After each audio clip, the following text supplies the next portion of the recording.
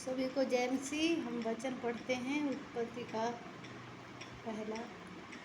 यदि मैं परमेश्वर ने आकाश और पृथ्वी की सृष्टि की, पृथ्वी बेल डोल और सुनसान पड़ी थी और गहरे जल के ऊपर अंधियारा था तथा परमेश्वर का आत्मा जल के ऊपर मंडराता था। जब परमेश्वर ने कहा उजियाला हो, तो उजियाला हो गया।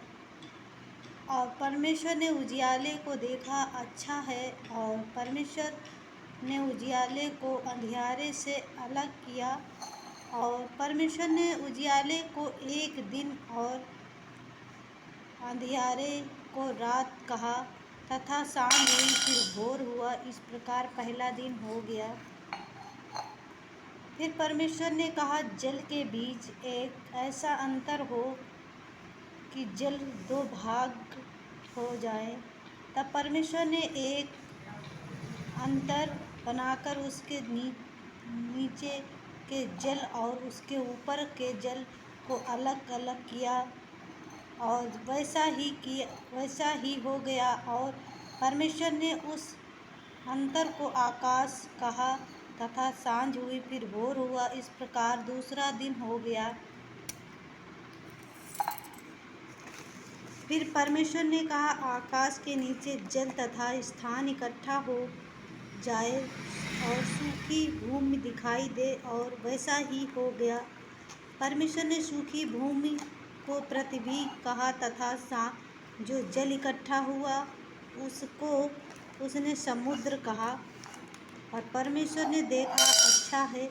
फिर परमेश्वर ने कहा पृथ्वी से हरी घास तथा बीज वाले छोटे छोटे पेड़ और फलदायी वृक्ष भी, जिनके बीज उन्हीं में एक एक जाति के अनुसार है, पृथ्वी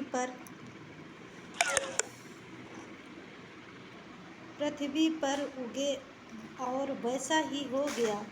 इस प्रकार पृथ्वी से हरी घास, छोटे छोटे पेड़ अपनी अपनी जाति के अनुसार बीज होता है, और फलदायी वृक्ष उसके बीज एक एक जाति के अनुसार उन्हीं में होते हैं उगे। और परमेश्वर ने देखा कि अच्छा है तथा सांझ हुई फिर भोर हुआ। इस प्रकार तीसरा दिन हो गया।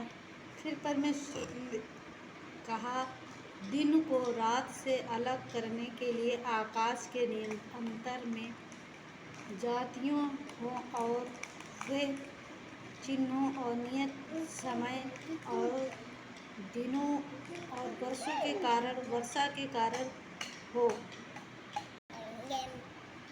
और वे जातियाँ आकाश के अंदर में पृथ्वी पर प्रकाश देने वाली भी ठहरे। और जैसे ही हो गया, तब परमेश्वर ने दो बड़ी जातियाँ बनाई। उनमें से बड़ी ज्योति को दिन पर प्रभुता करने के लिए, और छोटी ज्योति को रात पर प्रभुता करने के लिए बनाया। और तारगण को भी बनाया। परमेश्वर ने उनको आकाश के अंदर में इसलिए रखा कि वे पृथ्वी पर प्रकाश दे तथा सांझ तथा दिन और रात प्रभुता करके, और उजियाले को अंधियारे से अलग करे। और परमेश्वर ने देखा कि अच्छा है तथा सांझ हुई फिर भोर हुआ। इस प्रकार चौथा दिन हो गया। फिर परमेश्वर ने कहा जल जीवित प्राणियों से बहुत ही भर जाए, और पक्षी पृथ्वी के ऊपर आकाश के अंदर में उड़े। इसलिए परमेश्वर ने जाति जाति के बड़े बड़े जल और जंतु की और उन सब जीवित प्राणियों की भी दृष्टि की जो चलते फिरते हैं, जिनसे जल बहुत ही भर गया। और एक एक जाति के उड़ने वाले पक्षियों को भी सृष्टि की। और परमेश्वर ने देखा कि अच्छा है। और परमेश्वर ने यह कह के उनको आशीष दी, फूलो फलो और समुद्र के जल में भर जाओ। भर जाओ।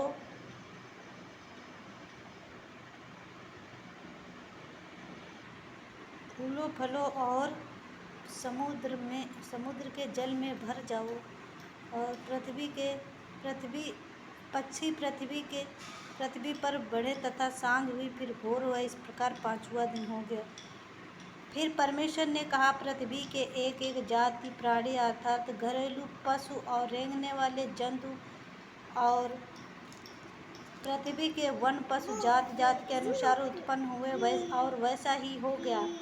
इस प्रकार परमेश्वर ने पृथ्वी जाति जाति के वन पशु को और जाति जाति के घरेलू पशु को और जाति जाति के भूमि पर सब रेंगने वाले जंतुओं को बनाया, और परमेश्वर ने देखा कि अच्छा है। फिर परमेश्वर ने कहा, दिन को और रात से अलग करने वाले। फिर परमेश्वर ने कहा, हम मनुष्य को अपने स्वरूप के अनुसार अपनी समानता में बनाएं, और वे समुद्र की मछलियाँ और आकाश के पक्षी और घरेलू पशु और सारी पृथ्वी पर सब रेंगने वाले जंतुओं पर जो पृथ्वी पर रेंगते हैं अधिकार रखें। तब परमेश्वर ने मनुष्यों को अपने स्वरूप के अनुसार उत्पन्न किया। उन्होंने किया अपने ही स्वरूप के अनुसार परमेश्वर ने उसको उत्पन्न किया, नर और नारी करके उसने मनुष्यों की सृष्टि की, और परमेश्वर ने उनको आशीष दी। उनसे कहा, फूलों फलों और पृथ्वी में भर जाओ, उसको अपने वश में कर लो, और समुद्र की मछलियाँ तथा आकाश के पक्षी और पृथ्वी पर रेंगने वाले सब जंतु और अधिकार रखो। फिर परमेश्वर ने उनसे कहा, सुनो, जितने बीज वाले छोटे छोटे पेड़ सारी पृथ्वी पर और जितने वृक्षों के बीज वाले फल होते हैं, वे सब मैंने तुमको दिए, वे तुम्हारे भोजन के लिए हैं। और जितने पृथ्वी के पशु और आकाश के पक्षी और पृथ्वी के रेंगने वाले जंतु हैं, जिन में जीवन का प्राण है, उन सब के खाने